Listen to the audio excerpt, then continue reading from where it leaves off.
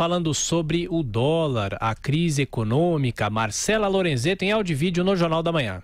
O fim dessa semana marca os 10 anos da maior crise financeira desde a Grande Depressão nos Estados Unidos. A crise de 2008 explodiu quando o banco de investimentos Lehman Brothers entrou com pedido de falência e gerou consequências no mundo todo. Centenas de milhares de pessoas perderam emprego, casa e principalmente as fontes de renda. A situação desde então é estável, mas há riscos atuais que deixam as economias mundiais em alerta. Desde abril deste ano, mercados emergentes passam por períodos de turbulências. As mudanças na política monetária dos Estados Unidos, a guerra comercial e outras incertezas financeiras levantam temores de que países emergentes estejam entrando em uma fase parecida com a que gerou a crise de 2008.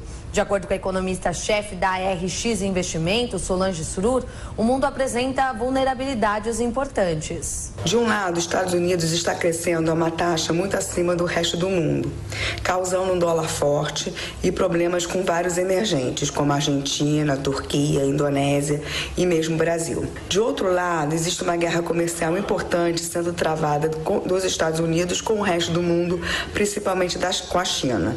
E a China pode sofrer uma desaceleração importante no seu crescimento, o que também causa danos aos demais emergentes.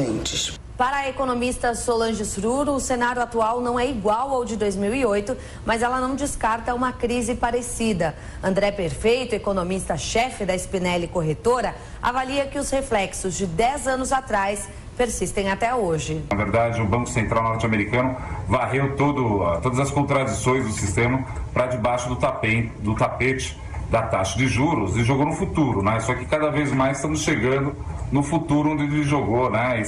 Essa montanha de dinheiro.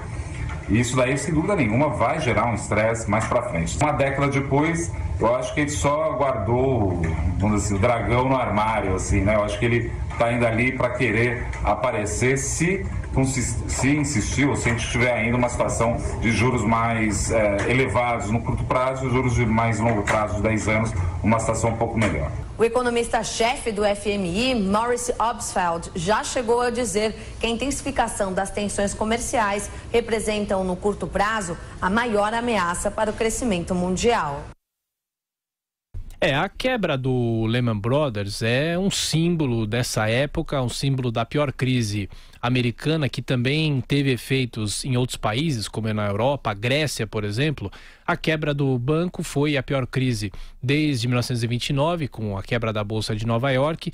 E muitos economistas falam que os sinais dessa crise já vinham sendo dados antes mesmo de 2008. E alguns termos que ficaram marcados nessa época: desregulamentação financeira, derivados financeiros sobrevalorizados, créditos hipotecários de alto risco, títulos podres, foram esses ingredientes de uma crise que, segundo os economistas, tem as origens desde a crise de 2001, justamente com a bolha da internet e a queda das torres também. Isso daí ajudou a causar esse início de crise, ou pelo menos a detonar o começo dessa crise. E o Fed, o Banco Central Americano, teve de adotar juros baixos e incentivar os investimentos no setor imobiliário. Então muitas pessoas faziam contratação de empréstimos, mas eram empréstimos podres, empréstimos que teoricamente não existiam.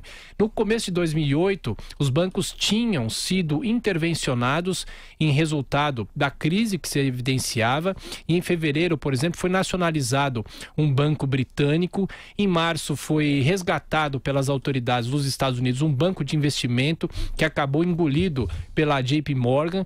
E essas medidas, na medida que os meses iam avançando, alguns acreditavam que a crise podia se amainar, mas outros acreditavam que a crise poderia realmente acontecer. E foi realmente o que aconteceu a partir de 2008, com a quebra do banco, e aí arrastou outros países para a crise financeira.